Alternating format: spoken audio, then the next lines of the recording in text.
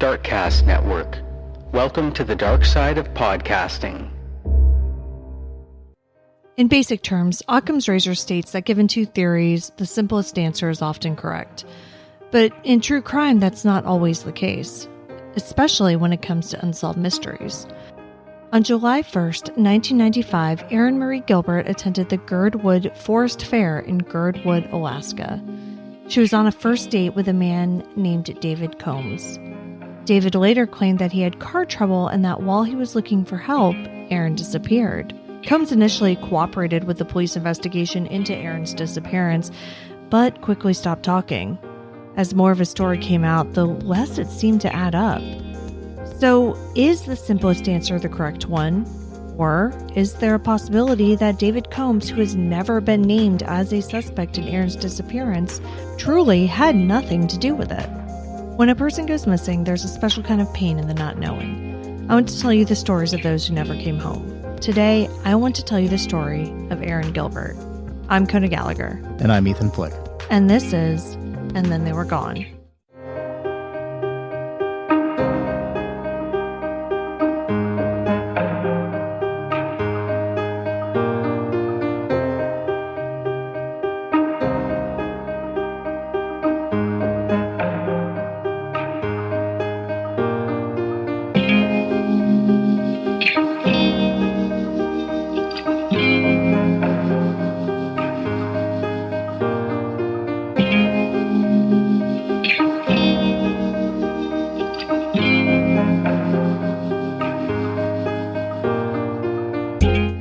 Everyone. Welcome back. This week, we are taking you to July in Alaska, aka the land of perpetual sun. Oh, right. Yeah. Yes. You always hear about the towns that are engulfed in darkness for 28 days. But right. Yeah, they don't really talk about that. Although there was that one movie with Al Pacino, I think it was called Insomnia. Oh, yeah. Wasn't Robin Williams in that? That was he was the bad guy. Serious. Yeah. But yeah, so this is like that. So this takes place in and around Anchorage, Alaska. And in July, the sun didn't set till almost midnight. Oh my God. And then I guess it only stayed down for a little bit? Yeah, till like 4 a.m. That's crazy. Like I can't even imagine that. Yeah, well, so having been to like Ireland in the summer, it's very similar there. That's about like what it is. And it's incredibly bizarre for somebody who comes from, the mid-Atlantic region like we do in the United States. But, this case does show that people can vanish in broad daylight. Even a beautiful, striking 5'11" woman with a distinctive tattoo. Wow. Yeah, this is one of those cases where it seems on one hand that it should have been solved quickly, but on the other hand, there's truly not a lot of hard evidence that suggests anything, really. Is this another case where the police are going to say that she just walked away on her own? Also? I mean, spoiler alert, It does come up. Right. But, I mean, no, that's not like the central focus of it. But, it's just, it's bizarre. But before we get started, I want to give a special shout out to our newest members over on Patreon. Yay, we've got new members. Yes, Victoria J. and Genevieve C. Thank you so much for your support. It really means a lot. Thank you. And if you would like to join us over there at any level, you can get these episodes early and ad-free. But now let's get into the story of Erin Marie Gilbert. Erin Marie Gilbert was born on May 4th, 1971 in Everett, Washington. She was one of 3 sisters, and she seemingly had it all. She was tall, gorgeous, like athletic, and smart. So, I mean, truly just checked off all the boxes. Not only that, but she was also kind. Erin was just under 6 feet tall and played basketball, volleyball, softball, and ran track in high school. Jesus, when did she have time to eat? Well, I don't know, because she also graduated with a 4.0. Of course. Right? Like, oh my God. So after graduation, she was living with her dad, Kurt Gilbert, in San Francisco, but didn't exactly know really what she wanted to do with life. She knew she wanted more, but didn't exactly know what that looked like. Her older sister, Stephanie Juarez, had married an Air Force man, and they had moved to Anchorage, Alaska, to the Elmendorf Air Force Base, which is now called the Joint Base Elmendorf-Richardson. Stephanie's husband traveled a lot, as you would imagine, as an active duty military member. So Stephanie often found herself home alone with her 2 small children. Looking for a little help and maybe some companionship, she convinced Erin to move in with them. Stephanie found Erin a job nannying for a family that she knew, and Erin began to settle into Alaskan life. Though she was busy with work and with helping out her sister and brother-in-law at their house, she was still a single woman in her 20s, so Erin liked to go out when she could. One of her favorite places was a local bar called Kilcoot Charlie's, affectionately called Coots by the locals. Kilcoot Charlie's? Yes. Okay. Yeah. And I just picture a very dark, windowless dive bar. Is that just what you envision all bars in Alaska to be, though? Yes. So it was here that she met Dave Combs in June of 1995. He was a few years older, but the pair hit it off and exchanged numbers. So I'm not sure if either of them called the other, but they didn't see each other again. It sounds like for a few weeks, maybe. Mm-hmm. Reports kind of differ on this. Some make it seem like, this was a few days. Others make it seem like it was a few weeks. But in any case, they saw each other back at Coots. And this time, Dave asked Erin out on a date to the 20th annual Girdwood Forest Fair, which was the next day on July 1st. So Erin, of course, told her sister about the date. And according to Stephanie, Erin wasn't super excited about it. But, she figured it was at least worth going on. Basically, what it sounds like is she's like, Dave was nice enough, but she didn't think this was going to be the man of her dreams or anything. Okay. But, she was new in town, she was in her 20s, and so she figured, why not? Why not? Yeah. Basically, what do I have to lose? So that day, July 1st, Dave arrived at 4 p.m. to come pick her up as promised, and the whole family came out to greet him. Oh, no, really? Yeah. On the first date? Yes. So Erin's brother-in-law, Stephanie's husband, played the role of the protective man of the house. Oh, man. Yeah. Come on. Yeah. And so, they all came outside to meet him. And Dave was wearing sunglasses because it was a sunny summer day. And but he did that thing where you asked him to take them off so he could get a better look at him. And so one of those kind of power moves. Yeah. And Dave complied, just laughing about it, keeping it light, and everything was cool. And the two got ready to head to the fair. Now, Erin's 4-year-old nephew asked if she wanted to take a cell phone, but Erin said she would be fine. Oh, I guess this is 1995, right? It is. Yeah. But that's so weird to me because, yes, having a phone with her could have possibly changed the outcome of this evening, but it was 1995 and hardly anybody had cell phones. Right. Yeah. So, on one hand, it's normal that she didn't want to take it because that just wasn't a part of her life. But on the other, it's crazy that she even had that option. Yeah. I don't remember what cell phones even looked like in 1995. Yeah, I don't know either. I feel like they were still in suitcases at that point. Right? Yeah. I feel like it's the brick Nokias didn't come out till 97 or 98. Yeah, those were definitely later. So yeah, I don't know. And flip phones didn't come out for a while. Oh, no, that was 2000. So anyway, Stan's cell phone, they get into Dave's car and head out to the fair, which is roughly a 40-minute drive. They get there around 5 p.m., or at least we think they do, just again, based on him getting there at 4, talking to the family, and it being a 40-minute drive. Yeah. But here's the deal with this timeline. It's not really corroborated that well. The majority of it comes directly from Dave's early statements to police, but there just aren't a lot of witnesses to back it up. They weren't able to find any witnesses that saw them actually at the fair, or did they just never make it to the fair? Well, we're going to get into all of that. Okay. But to that question, I was reading a Reddit thread about this case, and a few people asked if it was possible that they never made it to the fair in the first place, because that, I think, like you just asked, it's a logical question. But we do seem to have at least one witness who did report seeing at least Erin there. Okay. Most of the reports say that at least one witness came forward saying that they saw the pair at the beer garden on the fairgrounds. Now, this Reddit post was written by a verified user who knows Stephanie.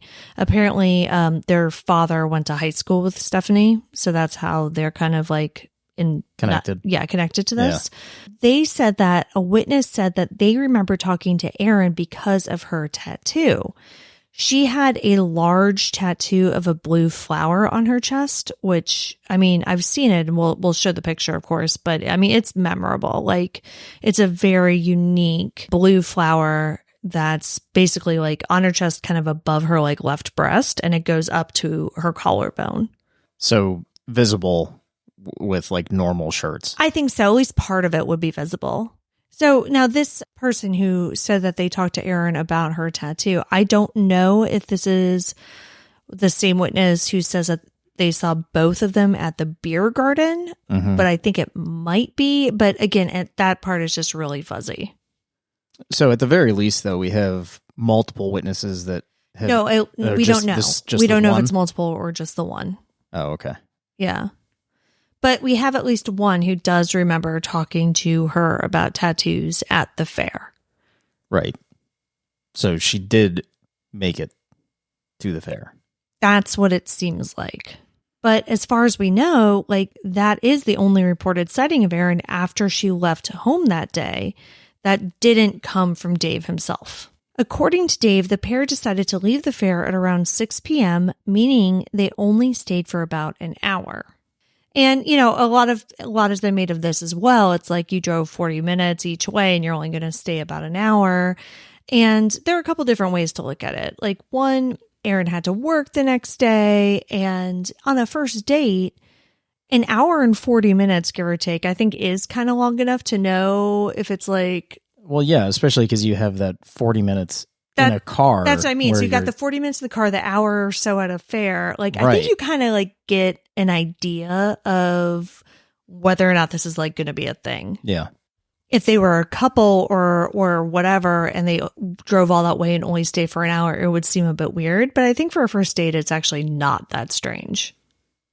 Yeah. And who knows? Maybe the fair was lame. Yeah, well, that's the thing. And that's, funnily enough, like somebody else on the thread who's from that area said that. They're like, yeah, it's a forest fair. And if you're not into that, like, it's extremely boring. I don't even know what a forest fair is. I don't know either. But yeah, it seems kind of niche. And so I kind of get like what she's saying. Yeah. Where it's like, yeah, if that's not your thing, it's like, it's just weird.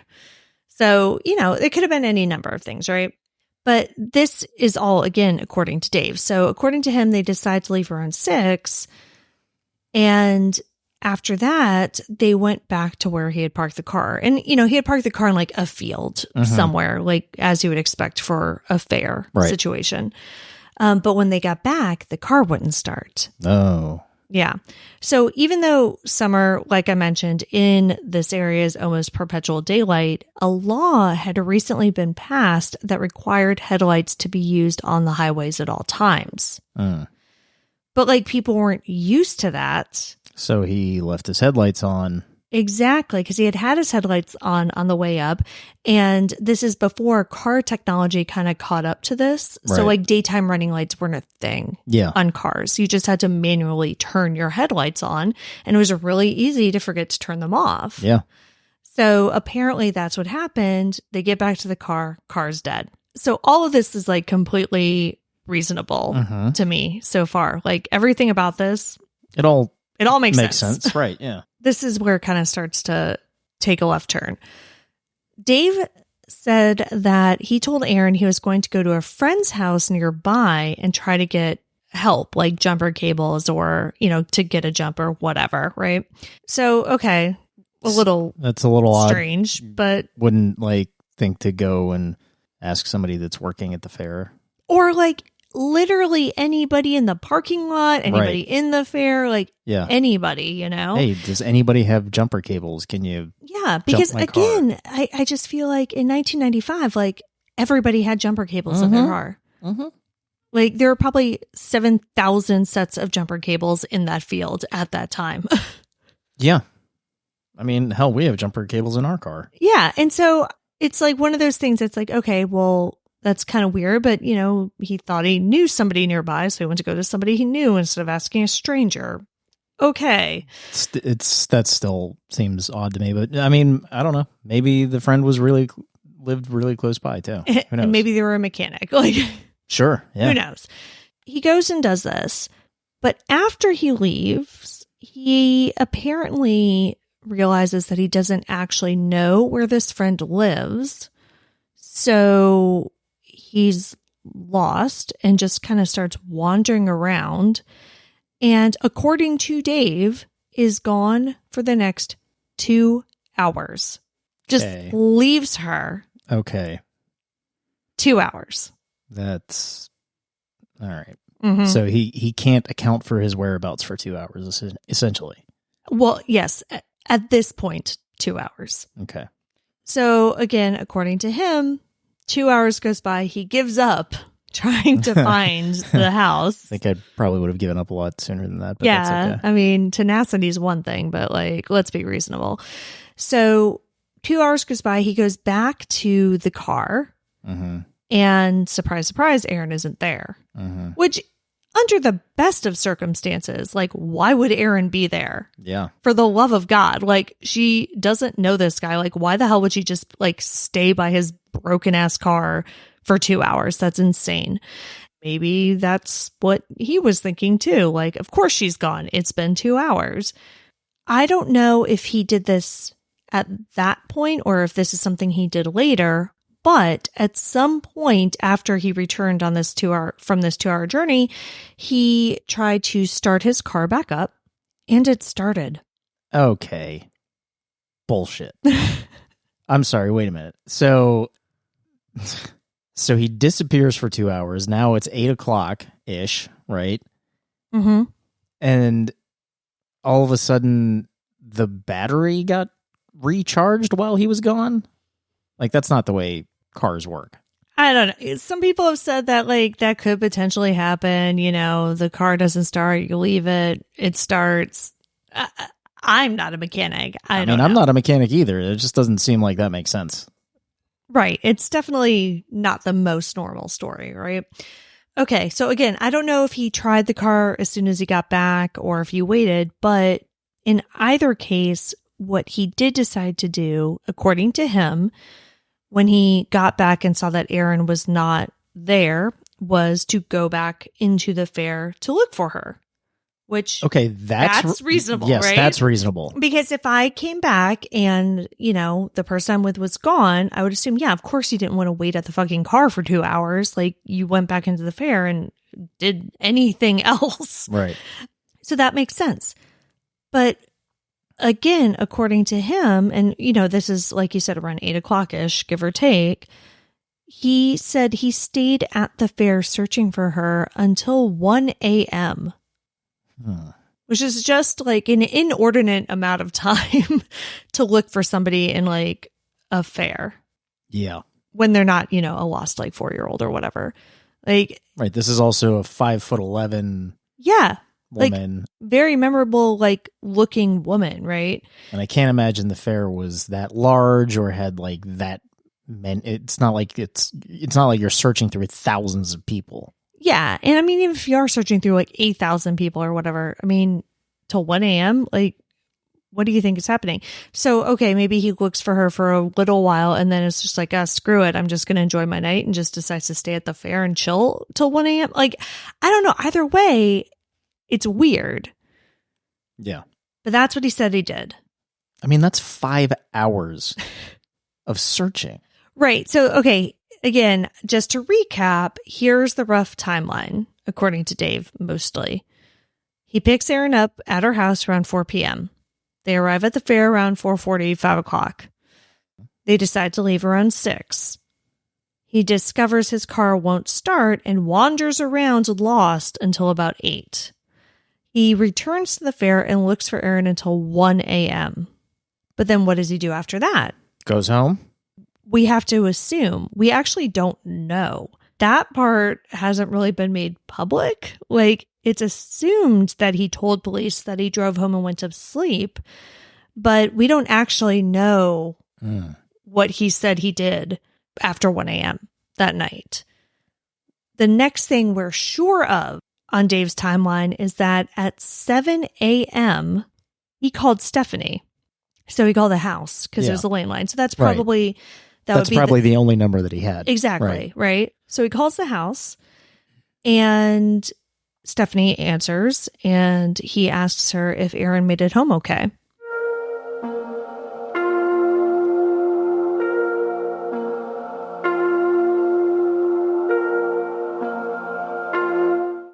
Okay. At 7 a.m. Stephanie, I'm sure, is just like waking up and has no idea if Erin made it home okay, because, you know, she wouldn't have necessarily heard her come in based on like where Stephanie's room was versus the front door versus Erin's room. Like, she had no fucking idea. She just assumed that she was in her room, but she hadn't checked on her. Like, her sister was a grown woman. Right. So at that point, obviously, she did go in and check and saw that Erin was not only not in her room, but that it didn't appear that she had been home at any point. So Stephanie was immediately worried. Erin obviously wasn't with Dave, and she was not the type of person who would just stay out all night. And even if she did, for whatever reason, like, Erin knew that Stephanie would be concerned if she just like didn't come home. And so like Erin would have found a way to call her just to give her a heads up. Mm-hmm. It's not like, again, Stephanie's not her parent. She doesn't have to like ask permission or answer to her. But again, it's just common courtesy. Like, if you're not going to come home, you just give her a heads up. Like, that's it, right? And that's the type of thing Erin would have done. But clearly she didn't. So Stephanie knew something was wrong and sprang into action. So again, the whole family piled into the car and headed to the fairgrounds to search for Erin. When they arrived, roughly 40 minutes later, not only was Dave already there, but according to Stephanie, he had bought a hot dog and was eating it when they arrived. At like 8 in the morning? Yes. And so, like, aside from the utter randomness of an 8 a.m. hot dog, Stephanie found this meaningful because Dave lived near them. And Stephanie jumped in the car and raced over to the fairgrounds, like, as soon as she got off the phone with Dave. I mean, do we know, did she say that she was going to do that to Dave? And that, you know, maybe that's why Dave went? I don't know. But, you know, he somehow got there so far ahead of her that he had time to go in and get a hot dog. Right. So regardless of if she told him that she was on her way or she didn't, he got there way ahead of her. And so either he drove insanely fast or he wasn't home when he called her and was already either at the fairgrounds or nearby. Mm-hmm. So Stephanie, her family, and presumably Dave, since he was there, started searching the area for Erin, including the woods nearby. They were able to have the fair organizers put an announcement out on the loudspeaker, but they found no sign of the missing woman. So after their unsuccessful search, Stephanie's next move was to call police and report her sister missing. But predictably, since she's an adult, she walked off on her own. Yep. Yeah, and she hadn't even been missing a full day at this point, so they didn't do anything at all. In fact, it wouldn't be until Stephanie contacted a local news station that they would take action in Erin's case. And she actually, again, the timing on this, I'm not entirely sure of, but it sounds like Stephanie might have even done that same day just to get, like, Erin's picture on the news. Smart. Yeah, no, I mean, Stephanie was on top of all of this. So once police did start an investigation, they of course brought Dave in for questioning. And according to them, he was cooperative and answered all of their questions. And so that's where we get this timeline from him that we've already talked about. And I do think, though, that it's important to emphasize that very little of this timeline can be corroborated. Right. You have the 2 hours where he was quote unquote lost. Then the next 5 hours. Yeah. Now, in theory, there could be a possibility of corroborating that he was at the fair if people saw him or whatever. Correct. However, nobody has ever come forward saying that they saw him searching for Erin between 8 and 1. Right. So now we're talking about 5 hours of missing time and even longer, because that's 5 hours on according to his timeline. Yeah, plus the 7 hours. Plus the 2 hours. So that's 7 hours total that we're at now. Right. Plus nobody, I mean, he's unaccounted for basically until 7 a.m. Correct. So in actuality, if we assume that the witness statement saying that they spoke to Erin is correct, they made it to the fair around 5. I've heard different accounts as to like when the witness says that they saw Erin, but let's just say it's between 5 and 6. So best case scenario, 13 hours. Yeah. Yeah. I had to double check the math, but you're right. Best case scenario, You've got a 13 hours hour window of uncorroborated time. Beyond that, and again, we don't know what the police have figured out because they obviously have not talked a lot about the details of this. But we know from the family to this day doesn't know if Dave actually had a friend who lived near the fairgrounds. Right. So they don't know if this like person, this house, whatever, even existed in the first place. And nobody has ever come forward being like, oh yeah, I know Dave and I do live like half a mile from there, but I didn't see him that night. I guess he forgot where, like there's never been anybody who's come forward to say like, yes, I was the friend or whatever. And Dave has never like said, yo, it's my friend, Frank. Like, yeah, it's this guy. This is who I was talking about. And we don't have any evidence of where he was between 6 and 8. We don't know if he actually returned to the fairgrounds around 8 at all. We don't know if his car battery was ever dead. Because it magically came back on. Exactly. So we can assume that it did either magically come back on or was never dead in the first place because, I guess his car was maybe in a different place. Maybe he drove it. It's like we don't even know, right? Like we don't even have evidence that his car moved at all in that time period. We don't know if he went back to the fair and stayed until 1 a.m. Nobody's ever come forward saying that they saw him there. But nobody's ever come forward saying that they saw him somewhere else. Right. All we know is that at around 8 a.m., according to Stephanie, he was at the fairgrounds eating a hot dog.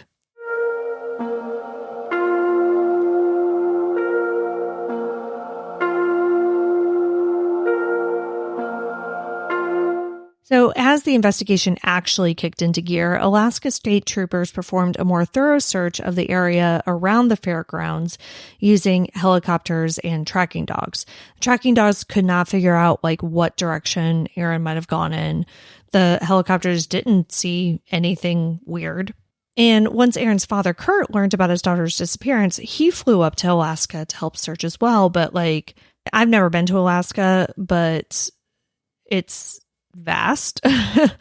There's a lot of space and a lot of wilderness. And I think when he got up there and just saw what they were up against, it was just daunting. I mean, she could truly be anywhere. So at some point during these early days of the investigation, Dave consented to a search of his car. Now, we do know that Erin's fingerprints were found in it, but I mean, you would expect Erin's fingerprints to be found in it because we know for a fact that she got in the car. Right. However, no further information on whether or not any additional evidence was found has ever been released. So we know her fingerprints are there. We don't know anything else. If, they found any hairs, if like they found fingerprints in places where maybe her fingerprints shouldn't have been. Like the trunk. Yeah, right. Like we don't know anything about that. We just know that her fingerprints were found. Now, David ended up making several statements to police, and apparently he stayed consistent with his weird-ass story in each one of them. Like, police have come out and said that, like, he never wavered. He threw out this story and he stuck to it. He even agreed to take a polygraph test, but when the day came, he refused, and after that did stop cooperating with the investigation. But here's the thing, like, even though his story is sketchy, and even though the most likely answer is that he did something to Erin, police have nothing on him. Like, no actual evidence, so they can't compel him to talk. Right. Yeah. If they didn't find anything in the car, then no. And there's not nothing. even like some bullshit charge that they can bring him in on to like force an interview. Yeah. You know, like we see in a lot of these cases, right? There's literally nothing. And so if the cops don't have anything on you, you don't have to talk to them. Like, you can just stop cooperating and leave. Yeah, it's not against the law. Carl Sagan said, absence of evidence is not evidence of absence, which in this context basically means that not being able to prove something doesn't mean that it didn't happen. Just because David can't prove most of his story doesn't necessarily mean that it's false. Though on the flip side, it also means that just because the police don't have enough evidence to prove that he harmed Erin doesn't mean that he didn't. What it means is that the investigation has been at a virtual standstill for nearly 30 years. In those intervening years, Dave has not spoken to anyone about Erin or her disappearance, at least not publicly. He continues to refuse to return calls from cold case detectives, and he hasn't spoken to Erin's family since, I believe, that morning on the fairgrounds. Podcasts and news organizations have reached out as well, but he refuses to talk to any of them. This could be because keeping his mouth shut has allowed him to get away with murder up to this point, so why would he say anything?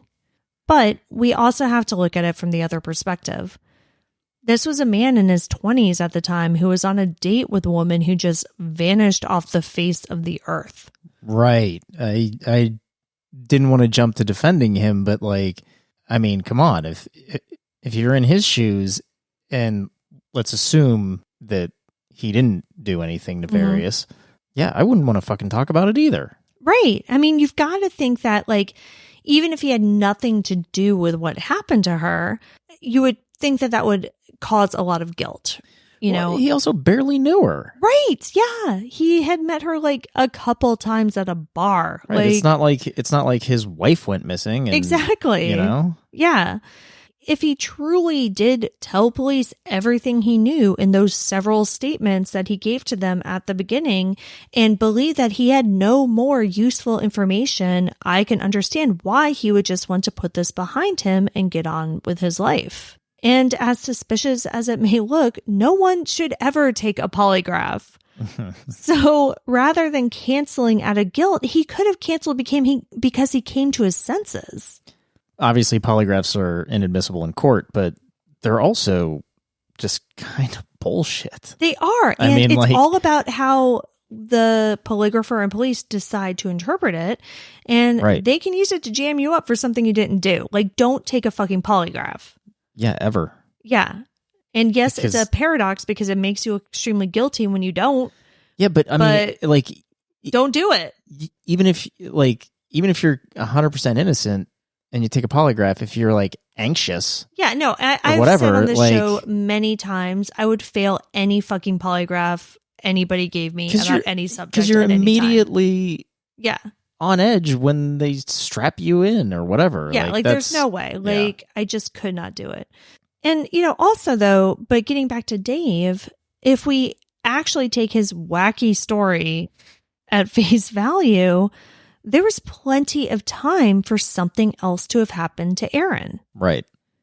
For instance, one early theory is that Erin wandered into the woods and got lost.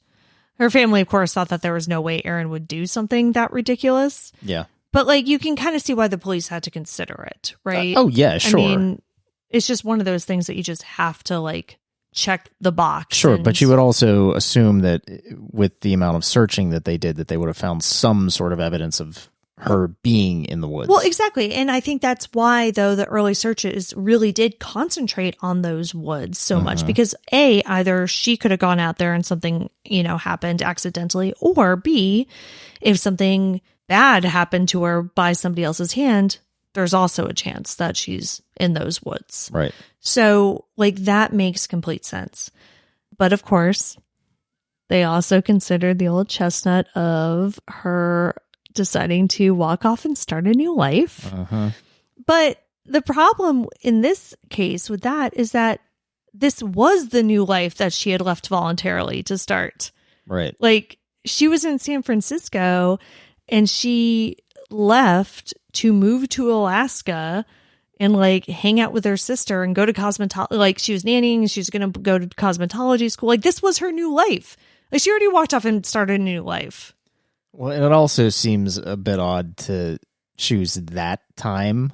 In the middle of a date. While you're out on a date, you know what?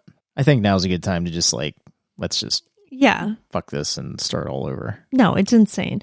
I'm not trying to say that the police went down this rabbit hole because they truly did not. It's just another box that they had to check, right? It was brought up. I don't think it was ever seriously considered. Yeah. That's good. Now, another option is that while Dave was searching for his friend's house for 2 hours, Erin either went back into the fair or stayed in the field area where they were parked and met someone else. And that person or persons could have taken her.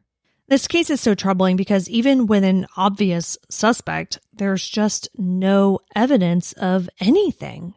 And that's why David Combs has never been actually named as a suspect by police. Yes, he gave a weird story, but there's no evidence and also no motive. He and Erin didn't have a history. He wasn't the jealous, abusive ex or current boyfriend or anything like that. Maybe, one of the theories is that he wanted a little more out of the date than Erin did, and he snapped when she rejected him. But that's a huge leap. Right. For somebody who has no reported history of violence whatsoever. Right. Yeah. Yeah. I was going to say that in the years since this, has he had any trouble with the law? No. Yeah. I looked him up and, this is somewhat there hasn't been a lot because, again, he hasn't been talking, right? Sure. So there's not a lot about him out there, but I think I did find him based on a few context clues that I had. And yeah, it seems that he has spent the last 28 years out of trouble. He has no police record other than traffic violations that everybody has. And he's a small business owner who's still in the area.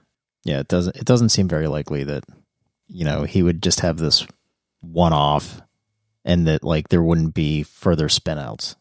Right. But that's also not unheard of. But yes, he would have to be pretty much like a stone cold psychopath to murder a near stranger and then just live his life normally in the same area for the following decades without giving any hint of violence either before or since. But it does happen. So there's this podcast, Unraveled, and they did an entire season on one and done killers, which is just insanely terrifying. So these are men who who ended up being convicted of murders, years and years after the fact through DNA. After, it was shown that these guys killed these people, they had never been suspects because they lived completely normal lives before and after and just never did anything else. They didn't have a preceding history of violence. They didn't have any violent or anything else happening after the murders. They were just these people who just happened to kill somebody and then just go on. And one was a wedding DJ. Oh my God. Just weird shit. And yes, that's not common, but again, it's not unheard of. Yeah. There were also a lot of people at the fair. Right. So it's certainly not outside of the realm of possibility that Erin did come into contact with a random violent psychopath who remains unknown to this day. Yeah. However, going down that route, let's not forget that Erin was athletic and nearly 6 feet tall. Yes. Right. So it seems unlikely that either David or a stranger could have done anything to her around the fairgrounds without other people witnessing it. Yeah. Like, she would not have gone down easily. And how big is Dave? Do we know? I actually don't know. Okay. I'm assuming like around the same-ish. She was 5'11", so he's probably around that. Like, nobody mentioned him being 6'5". Or something, right? And I think if he was either extremely tall or extremely short, that would have been mentioned. Right, yeah, probably. You know what I mean? If he's like 5'6" or 6'5", like I think that would have been in some of the articles. Probably, yeah. So because it wasn't, I'm guessing he's, 5'10" to 6 feet-ish, give or take. Mm-hmm. So like roughly around her size. It's not like he or somebody else could have just like attacked her, right, at the fairgrounds without somebody noticing. Mm-hmm. But even if she were drugged, for instance, her size would make her difficult to physically manipulate. Right. So for the stranger theory to make sense, that person likely would have had to convince her to leave with them voluntarily. Mm-hmm. And that's not something it sounds like she normally would have done. She would have just like left with some random person. But considering that she was stuck at this fair about 40 minutes from home, like it is conceivable that she would have done that, especially if, again, we're taking Dave's story at face value and he truly was wandering around for 2 hours. Maybe by the 90-minute mark, Erin's like, shit, he's not coming back. I need to get home. Right? And then she's like, okay, well, this nice person offered me a ride or whatever. Like, you might be more likely to accept, even if that's not something you would typically do. Though it does seem more likely that Erin would have tried to find a phone in order to just call her sister or her brother-in-law or whomever to come pick her up. But I don't know what the payphone situation was there. Right, yeah. This is a field where a fair is taking place. Exactly. So I don't know if there was like a phone nearby, that she could have used. So she could have met somebody who said that they lived nearby, or like, hey, I can take you to this gas station a mile down the road that does have a payphone or whatever. Somebody that lives nearby, like Dave's friend. Yeah, right. But like you can see that, right? Like you can see if, okay, maybe she won't make the leap to driving 40 minutes plus back to Anchorage with a stranger. Mm-hmm. But if somebody said, hey, yeah, I'll take you to the gas station and you can use the phone, like that seems a little more plausible that she would accept that. Yeah. Or Dave, the person who she was with, who has a completely nonsensical story of the evening and whose activities between approximately 5 p.m. and 8 a.m. are unaccounted for, could have killed her. Yep. That's what Erin's family believes. And I mean, it's easy to see why. The problem is Erin has still not been found. After nearly 3 decades, we have to assume that even if she is, most of the physical evidence will be lost to time and the elements. But that doesn't mean that this isn't solvable or that it's hopeless. There's always the possibility that Erin's killer worked with someone else, that he talked to someone else, that he himself may come forward and admit to what he did to Erin, or that she could be found in a place or with an item that could connect her back to her killer. This is why Stephanie still runs a Facebook page dedicated to keeping her sister's story out there.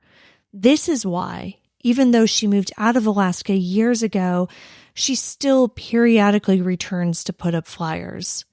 Someone out there could very well know something. There could still be witnesses who don't even realize that they know something important. Erin's family hasn't given up, and neither should we. They're fighting for her and mourning the woman they knew, along with the woman she never had the chance to be. Stephanie said, quote, "We think about her every day. She had such a fun sense of humor. She was sharp, witty, and very personable. She was just 24 when she went missing and didn't have the chance to become a writer, start a family, and be around us on a daily basis. We so looked forward to our future. We knew it would be bright." End quote.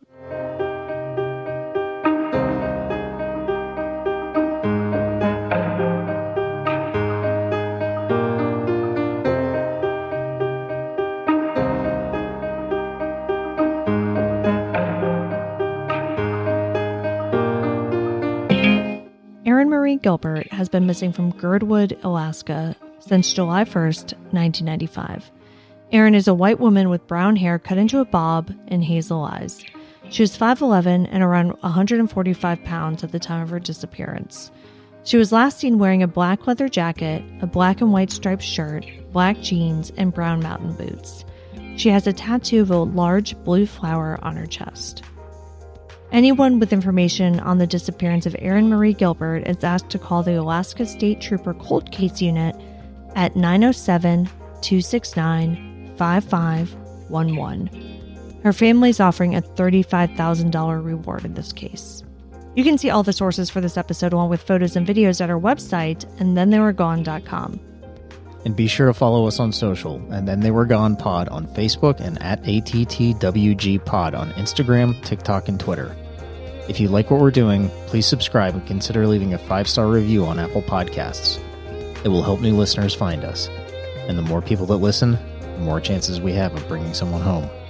And we'll see you here next week for a brand new episode. See you next week. And Then They Were Gone is hosted by Kona Gallagher and Ethan Flick. All research, writing, and editing is done by Kona Gallagher. Theme music is The Stork by Ketsa. Additional music is provided by Kai Engel. And Then They Were Gone is a Little Monster production. Hey, you can do it!